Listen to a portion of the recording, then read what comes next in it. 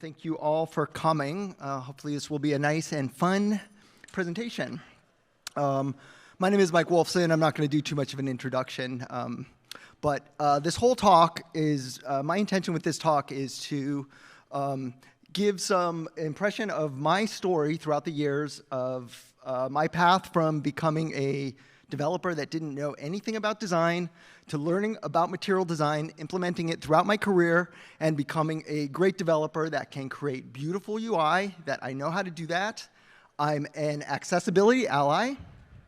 I'm a friend of design and a communicator with the design. And I'm a developer who understands color theory, typography, and visual layouts. So I'm not some sort of magical design guru. I just follow material design, and it has given me all the tools I need to be able to do all these great design-centric stuff. And I hope at the end of this presentation, you will have the same tools as I do to create beautiful UI. Okay, so I wanted to start just quickly at the beginning of Android. I'm not going to go over history too much, but when Android first started in 2007, it was designed as a touchscreen phone. This is the Sooner device that was 1.0, which I actually have in my backpack if anybody wants to play with it later. When Android first came out, it was not a touchscreen device. It was supposed to be like a BlackBerry, and that quickly had to be changed when version 1.6 came out with Donut that was a touchscreen. So this is basically the beginning of Android and the beginning of user interface for Android. So let's talk about these years, the first few years of Android. These were the years between Eclair and up to KitKat. And does anybody know what's next after KitKat? Okay, keep that thought. That's going to come up, and that's going to become very important very soon. These were the messy years. This is when Google was scrambling to do other things than design, really. They had some specifications that were created and some guidance, but there was no component libraries to implement those things. We had to rely on third-party libraries like, Action Bar Sherlock and other things, or we had to implement the things ourselves from scratch. There were no components and very little guidance. So what we had was the PM and the designer saying, just follow the iOS guidelines, right? These were the days when that's what Android developers had to do, and I hope that statement hurts your psyche as much as it hurts mine. We were never just supposed to be following iOS designs, but that's where we were in this place, in these years. So at this point, Google has released some UI guidance, but there's really no implementation or specific ways to actually implement this stuff. At this point, every screen is a unique and special masterpiece with hard-coded values, hard-coded colors, hard-coded dimensions. And the fact is, this is really where we were in the process.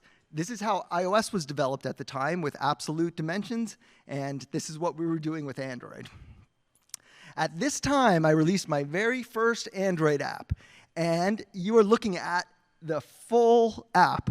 The app did one thing. Every day it released a notification that told you about a new app that was available in the Play Store, and then you could look at that app. There was no list. There was no previous things. This is the complete app that I put out on day one.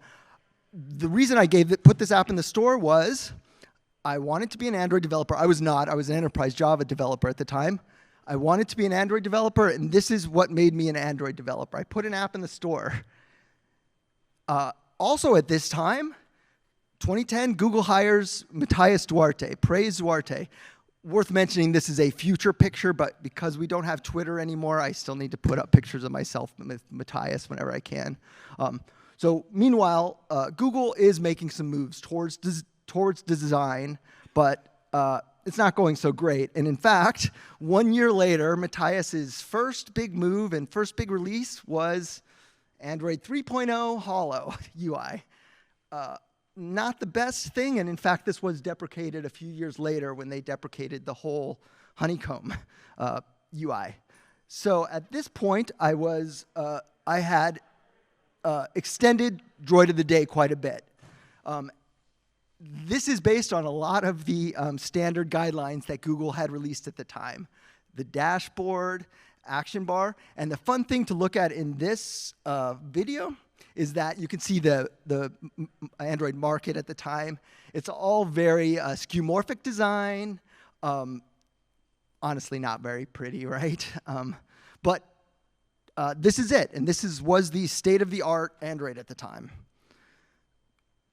So let's talk a little bit about some of the issues that this app has right now. Definitely not accessible in any way. Very difficult to read, lots of legibility issues, all sorts of challenges. You like gradients, did you say? Well, let's add more gradients. Let's add gradients that don't even go in the same direction, that are opposite. Lots of chrome, just not aesthetically pleasing at all. All sorts of alignment issues where there are things that are not laid out in an orderly manner. This app at the time did have dark mode, but I bet there were all sorts of issues with vibrancy or color issues when you do go to dark mode that it wasn't appealing and it didn't meet the accessibility guidelines of accessibility guidelines. And of course, forget about any sort of, fancy animations or motion. This was just, the basic thing I could get going. Also worth noting, every single component on this page was built from scratch. This was not using some library or some sort of, systems that Google supplied. This was just a bunch of horizontal and vertical layouts all hacked together to try to make all this stuff work as best as it could. And so on. Tons and tons of problems. So, does this app seem like it's, great and a worthy app? Well, the fact is it is. This app actually was featured at Google I/O as a, example to reference as a user interface. So as bad as that app just was, it was good enough to be actually featured at Google I/O, which is kind of crazy. And I hope that kind of sets the tone for kind of where design lived at this time. So also at Google I/O, right? Matthias Duarte is finally coming out of the woodwork. They're doing presentations about about design. So just to also give you a little reference on, is this the year that Google's really going to come out of the gate and push design at Google I/O? Let's look at some of the things they announced at Google I/O this year. The Nexus Q. Well, not design-centric. Google Glass. This was the year that the guys jumped out of the blimp with Google Glass. Google Plus Events. That was the hotness of that Google I/O. And finally, Paul Oakenfold and Train were the musical guests. But clearly, Google I/O was not design-centric this year, and they still were not quite hitting on all cylinders as far as giving us developers design guidance or tools that we could use to actually develop beautiful UIs. So, 2012, I got my app featured at Google I/O and all sorts of great feedback. And also, this was the time when everybody started styling their apps from an ugly skeuomorphic design and hollow into a more flat and aesthetically pleasing UI. So at this point, 2013, we are still just hand coding everything. We don't have the controls and the components we need yet to do the work, but we are now starting to get patterns and designs that are kind of evolving into what we see today. So certain things to call out. The dashboard pattern is gone now. We're replacing it with the nav drawer that we're more used to. Still not a very aesthetically pleasing nav drawer, if I have to admit, but we're starting to see some of the patterns emerging that actually we see today. The other thing I wanted to mention in this talk is as we go through material design's evolution, it builds upon itself. So the very fundamentals that we'll learn in material design early continue to be applied even to Material U today. We're seeing a lot of things like the navigation drawer or the tab pager. These patterns are emerging and starting to become, practical that we use every day. The reason I have this list on this screen is because you can start to see some of the skeuomorphic design going away, and you can start to see some of the elevation paper starting to show, like cards and other aspects of good design that we're starting to see come out. The other important thing that Google started pushing was using imagery as a more important focus. So before my redesign, you could see all the image screens were kind of below the fold. I moved the images above the fold, provides a much richer UI, and that imagery is a more pleasing UI, and that's something that they push. I even had tablet functionality in a Droid of the Day. I mean, I was hitting on all cylinders. Tablets were so important back then, but I mean, I really had it going on. 2014, also at Google I/O, is when material design was introduced. And do you remember when we were speaking a moment ago about a lollipop? This was the sizzle reel that they released for L because they didn't know it was lollipop yet. Feel free to dance if you want to.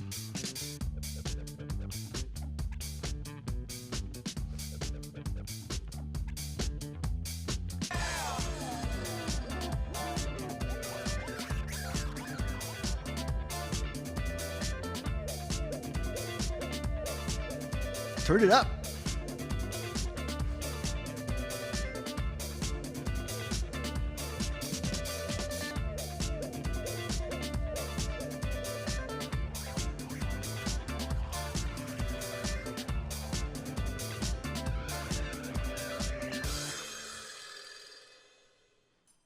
Oops.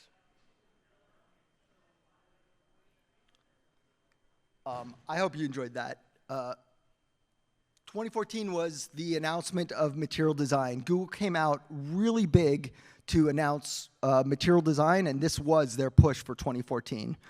I generally don't read slides, and I don't want you to read the slides because I'm going to read this one to you. This is kind of the fundamentals of material design, and it's kind of the frou-frou like definition of material design. And that is, material design is a visual language that synthesizes the classic principles of good design with the innovation of technology and science. The goals are to create, unify, and customize. So that's cool, and that's kind of fluffy, but let's talk about what this really means on a simplified level. Material design is very simply just a design system that has specifications for color, typography, and dimensions, and then a variety of components that implement those specifications.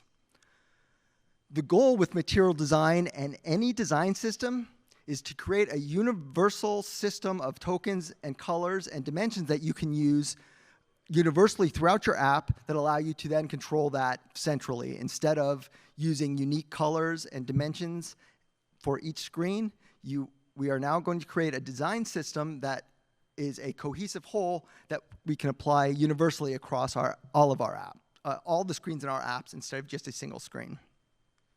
And we're definitely going to get deep into material design. So really quick, just wanted to talk about Droid of the Day for a second and how I was doing with Droid of the Day. I totally redesigned everything to Material U. I'm sorry, just Material at this point. Material Refresh was complete. I was featured at Google I/O. I was a fan favorite app on the All About Android show. And I had 4.5 stars in the Play Store. Things were going really great, and I wanted this to be a business or whatever, right? Never quite could materialize how to monetize the app. Well, I decided that Droid of the Day is dead. I didn't want to continue using it. I didn't want to continue maintaining it. So that app is done. The only reason I mention that is because I'm now going to be switching. Throughout this presentation, I have 4 different apps I'm going to show. But the next app I'm going to show, and this is the app that was designed to show material design. In 2015, I gave a talk at DroidCon New York City on material design everywhere using the Android support library. So I wrote an app called Android Historian, which is a app that is supposed to catalog the different telephones that Android has and material design, the different Android OSs that were created. I'll just show you that in a second. So I'm going to use this app now to demo the material components that we talk about next. This is the app. You can see it's just a app that has a list of Android phones in it that you can then, click and see a detail of those. It's worth noting that this app is actually Material 2 themed, and we're going to show that in a second. So some of these things like bottom navigation and stuff might not be super relevant to Material, but the demo is still appropriate. Okay, so it's 2015 again, and Google has announced Material Design, which is really an important component of Android and really sets the stage for all of our future. So let's talk about some of the principles of Material Design, and then I'm going to go ahead and dig into each of those specifically. So the 5 core tenets of Material Design, the first is material is the metaphor. The second is that material is bold, graphic, and intentional. Material is a flexible foundation. It is designed to be cross-platform, and it has a very explicit context for motion and how motion should be used to provide meaning. Okay, so first of these principles I want to dig into is that material is the metaphor.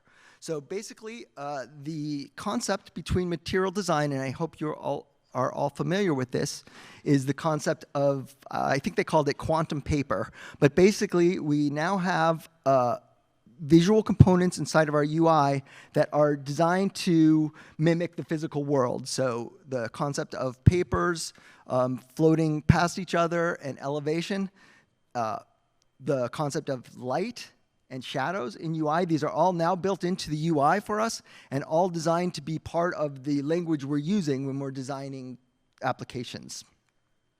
So you now start to see things like bottom sheets that float above other components, or on the left-hand side, you start to see cards that have a natural shadow built into them. This became an important part of the language of material in that we now have a variety of paper and ink components that are interacting with each other. And of course, this becomes a core part of the language that we will continue to build upon.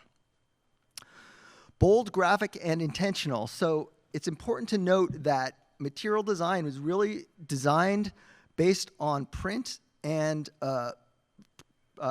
based on print standards. So this isn't some sort of, mobile-centric design system. It's really based on fundamental aspects of typography and dimension and other things that come specifically from print. And a lot of those components do apply directly to mobile UI when we start to create visual hierarchies and hierarchies of colors and typography, and those things become super important and allow us to build this great system that looks great and is great for the user. So the first kind of portion of that is color. Material design created a base set of colors that the intention was we will start to define a color palette that we're going to use universally throughout our app. We will then define those in a central location, and then the system itself will apply those colors for us. So we're no longer creating screens that have specific colors in them. We're creating a color system that then is applied universally. So let's talk about what that looked like. For material, there were 3 basic colors that built up your color theme. It was a color primary dark, and then a color accent. So you can see those 3 colors here. You define those colors in your material theme, and then they are just all applied naturally for you. I didn't, set the text, the color for that highlight for the text box to blue. The system knew that that's what the accent color was, and it applied that. So it's pretty awesome because you start to see your styling universally applied, and you don't have to worry, am I applying the accent color to the right component? It's all just magic, and it all just works. So once you start to get those material colors and the material semantic colors defined, you can even go further into the magic, and you can define a dark color palette and a light color palette. And this is how dark mode is implemented. So we have that specific set of color tokens that are designed for our colors, color primary, dark, etc. We also provide a dark mode palette that is contrasting colors. And the system knows when I'm in dark mode, I'm going to apply the dark color palette universally instead of the light color palette. So once you understand the color tokens and how they're applied, it's very easy to create multiple color themes that can be applied for different situations, like dark mode is a pretty important use case. Another important token system that was created at this time was the specifications for the typography. So the material typography specifications were pretty similar to CSS, where they had a series of headline typography colors, subtitle 1, subtitle 2. It's the same sort of system as we talked about with colors. So instead of us specifying typography sizes or dimensions for each of our texts, we're going to create a variety of tokens that then we apply universally throughout our apps. This makes it really easy to do UI development because you don't have to think about where everything fits. The more important thing is, though, it creates a universal comprehensive system that everything fits in that system. So when we start to use color tokens and typography tokens correctly, we start to create an application that feels unified and has the same sort of language throughout the whole thing. And that's really important because it creates a better user experience. Okay, so the next principle that I wanted to cover is flexible foundation. So basically what this is intended to say is that material design is a loose specification that is supposed to create guidelines, but us as developers are supposed to be, we will work within that system to create our own design language within material design.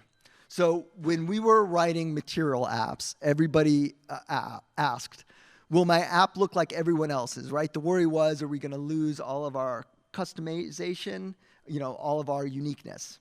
The answer is no, right? We have the ability to specify typography that will allow our app to be expressive. We have colors that we can specify to create our own brand feeling. So the answer is no. You definitely can customize material design to fit your own language in there. But the answer is also yes, because once we start to use the universal material theme, we are going to start to build apps that universally fit better on Android. So instead of our dimensions and our layouts and our colors being unique to us, they start to be similar to what the other apps are using on our phone and on our device, and that feels more natural to the user. We are using a consistent design language across the entire Android ecosystem, and we are able to fit into that because we are using material design correctly. Material design is intended to be cross-platform. This is not just something that's for Android. This is designed for the web and Flutter and even iOS, if they would be willing to do it. Material design is intended to create a foundation that you can create a universal design language across your whole enterprise using these common structures to kind of create your own brand. And the last one that I want to get into, and this is a super important concept, and that is motion provides meaning. So in the material design specification, they spend a lot of time talking about important aspects of motion and animation design. There's a lot of important components of that if you use them correctly, the animation will feel natural, will reinforce the message that you're trying to send the user, and will drive positive user interactions. So this is the third app I've created along my journey in 2016. This app was also created for DroidCon New York City for a talk I gave titled Mastering Material Motion. So there is the YouTube link and also the open source link if you want to go review any of this code yourself. So there's 4 principles. You want me to go back to that? And I do have a link to the slides at the end of my presentation. I know there's a ton of content in here, so I definitely will make these available. Okay, Principle number one is responsive. That is, motion respects and reinforces the user as the prime mover. So basically all this is just basically saying provide the user touch feedback. And in this case, this is just showing a ripple.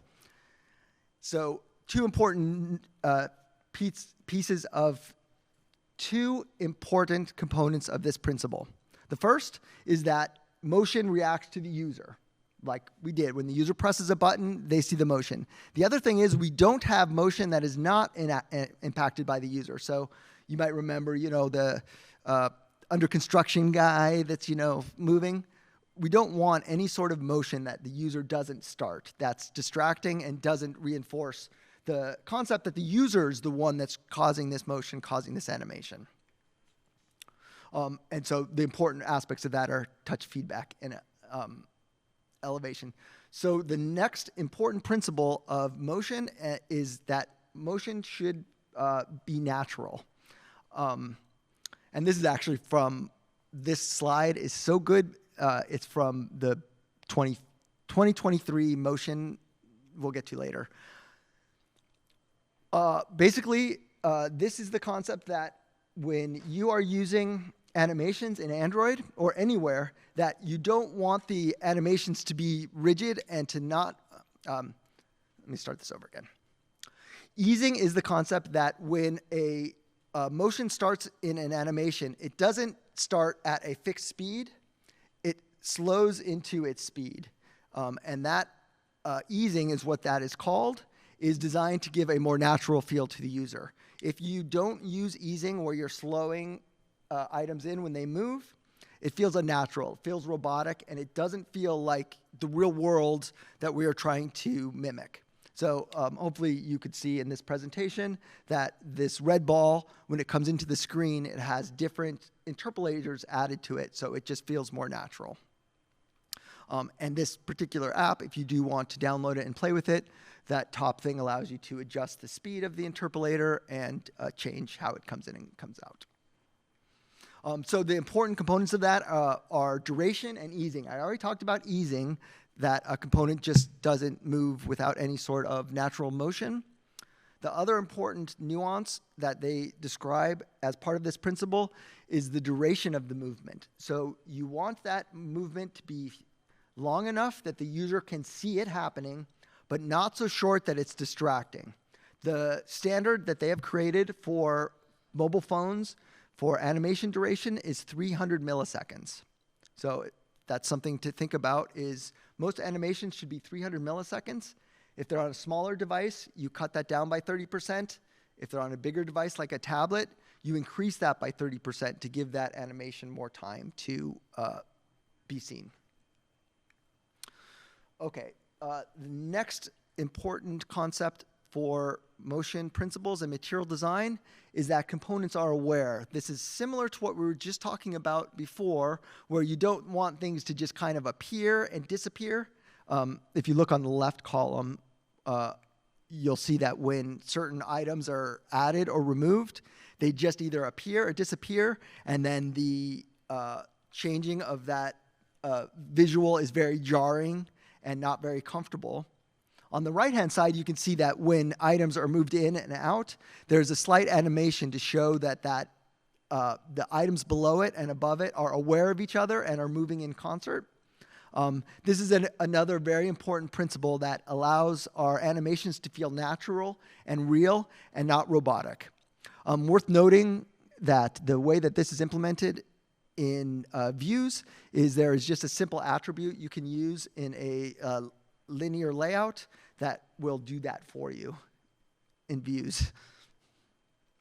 The last one, and this is an important, the last important motion principle, is that motion guides the user's focus to the right spot at the right time. So if you'll see on the left-hand side, when I click on a component, that component will expand into the next screen to give the user a confirmation that what they pressed was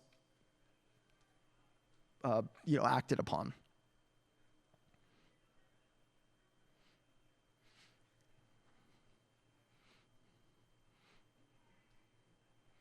I hope that's not too subtle, but the intention is once you are creating motion and an action, that action is acted on by the user, and then the motion itself confirms what the user did, right? The user clicks on an image, that image expands out. It's a very confirming and comfortable animation. Can't quite do this in Compose yet. That is a shared element transition that should be coming very soon. Not quite there yet, but that particular animation is one of my favorite animations in all of Android, and I look forward to being able to give that confirmational feedback to the user again. Okay, so we're at 2018, and material theme has been introduced. This is really just a slight evolution of material, not anything too new. They created an emphasis on white space. They implemented the concept of shapes. They allowed custom typography, so now we're not using Roboto. We can use any sort of typography that we want, which is really important, and they introduced the concept of bottom navigation. So we've already seen this app. This is the app that is Material 2 themed. So I want to talk about shapes a little bit. You can start to see shapes evolve as language. You could see, like the bottom nav with the notch for the fab, or what we also start to see is very common rounded corners. That language started to become super important. And also, this can become a way that apps define their own language. By creating a common shape that they're using, it creates a unified language that creates a visual style that can create branding and other opportunities. I want to talk about really quick about the innovation of allowing us to use our own typography and our own font standards. This is really powerful because all we have to do now is implement our own fonts, and this becomes a super important branding opportunity. We're no longer stuck with the single Roboto font. We can create our own language, and you can see on this screen that there's quite a bit of custom fonts there that really define something that's quite a bit different than Roboto or something that you might see somewhere else. You can also see some of the shapes emerging, like that bottom nav bar and some other things like that. And also, at this time, we started to see bottom navigation emerge. This was not something we had before now, but basically you start to see like, a segmented tab on the bottom, or the fab with the notched fab. This became a common design language and used universally. Okay, we're coming into the end of the talk, and we are at Material U. This is what I promised we were going to review, and here we go. So let's talk real quick about Material U, and then we'll go into each of these things specifically. It's made for Jetpack Compose. They have updated their UI and controls, and they've updated the design system for colors and typography. So let's get into exactly what that means. First things first, Jetpack Compose is the design system that is... First things first, Material U is the design system that is used for Jetpack Compose. So Material theme, Material 2, is the view system. This is the one that's used for Jetpack Compose. Can you mix Material 2 and Material 3 in your app? Absolutely. If you have views and Compose in the same app, you totally can have both. And in fact, you're going to have to, because you really don't mix Material 2 and Material 3. You'll kind of keep them both independent. You'll probably want to share the same colors and the same design language, but the two systems are pretty much independent from each other. So if you need to support views and Compose, my suggestion is to keep both Material 2 and Material themes in your app.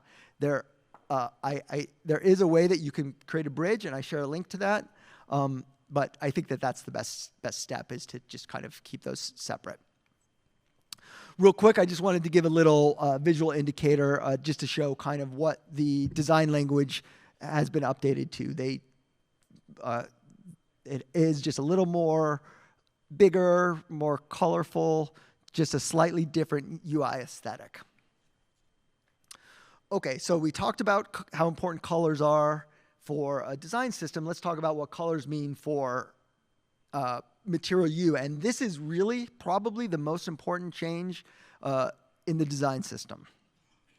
So first of all, we knew what the colors were for the previous system, color primary dark. There's similar names for the new system. They're just slightly different. Now, instead of color primary, it's called primary. The colors are also slightly different now. So if you figured out on that one slide I showed earlier where on surface and those different colors are, it's totally different for Compose. But the concept is the same. We're still going to define those universal colors, apply them in a system, and then watch Android itself apply those to our UI. So let's talk about how you would do that. So when we only had 3 colors for primary dark, and accent, it was pretty easy to create your own color theme. It's much more difficult for Material 3 because they have a lot more colors. But just like with Material, they had a theme builder. They also have a theme builder for the Material 3 color scheme. And I would really recommend that when you are creating your color scheme for Material 3, that you use this particular app to do it.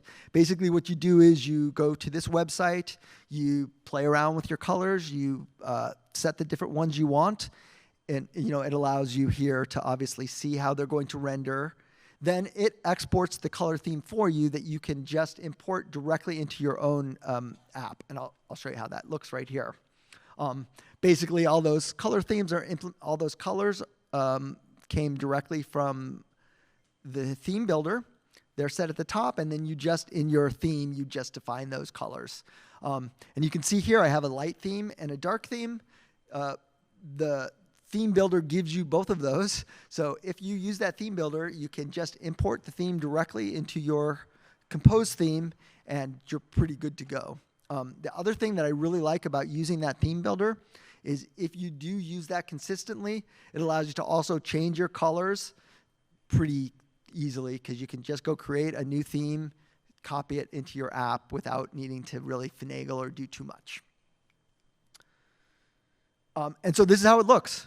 This is actually the 4th app I wanted to show. So this is a app I created to keep track of my Pez dispensers and also demonstrate Jetpack Compose. So basically, I created some colors. I created a nice color theme, and it just gets applied universally, and I think quite pleasing aesthetically as well. So that's fixed colors in Material 3, but there's also an important component of Material 3 called dynamic colors. So if you want to base the theme of your application on the wallpaper that is showing on your screen, you can do that as well. And basically, you don't really do much visual, you can't really know what those colors are. So what this theme builder app allows you to do is visualize what different wallpapers might look like with this application displayed. It's really easy to add custom dynamic colors to your theme by just basically telling your color theme to use dynamic themes, which I don't think I put that in, sorry. Okay, coming into the last little important nuance of Material 3 and a big change is in Material 2, we talked about the design tokens we were using. They were basically similar to CSS. Body 1, headline 2. There are new design tokens for typography in Material 3.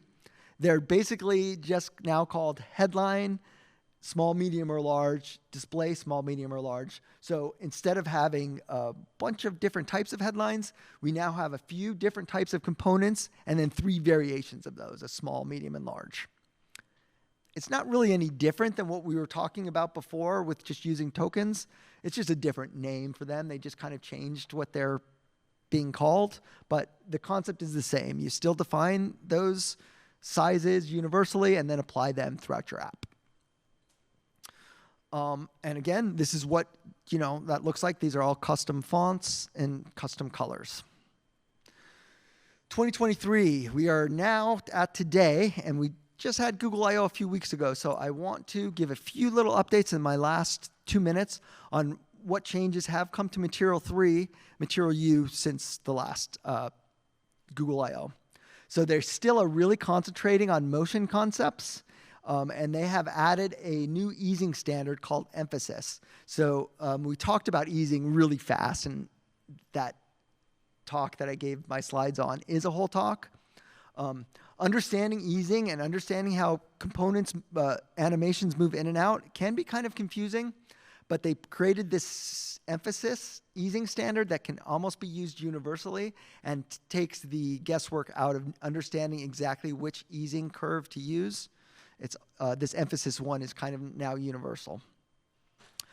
On the same sort of concept, they also spent some time adding new motion tokens. So before, the easing curves and the duration were set by ourselves. I mentioned the amount of duration that is optimal defined by material design. They've actually now created some tokens for us so that we don't have to do that manually ourselves. We're now going to start creating standards for material. They also included new transition guidance. So they believe that transitions are the most important animations in mobile design, and they want to concentrate on that, and they want developers to understand transitions and spend some time making sure that those are really pretty. And then the last thing that they introduced was more token colors. So in Material U previously, they had a token system that changed the colors of the background for dark mode. Quick diversion, dark mode and light, when you move an elevation, you can create a bigger shadow, and that gives a visual indicator that a item has gained elevation. In dark mode, there is no shadow, right? You wouldn't be able to see the shadow because there's a black background. Material U previously had the concept of adding an overlay so that the background would have a different shade based on the elevation. So it automatically did that for you. They have done away with that. I guess people didn't understand it or for whatever reason, and they've now created something called tone-based surface colors. This is supposed to replace that elevation system, but it's not just used for dark mode. Okay, the last thing, I just want to make sure that everybody has some resources. I will put the slides at mikewolfson.com, Material U. I will upload, I'll make sure that all the GitHub links are there as well in case you want to download any of these sample apps. I encourage everybody to check out Material I/O. That's the universal website for material design. And then lastly, as I mentioned earlier, there is a path for migrating Material 2 to Material 3. And if you're interested in that, I wanted to include that article so that you can follow that. So I went exactly the right amount of time I was supposed to. It is now 1 minute. So I probably don't have any time for questions. Feel free to come up afterwards, but thank you so much for attending.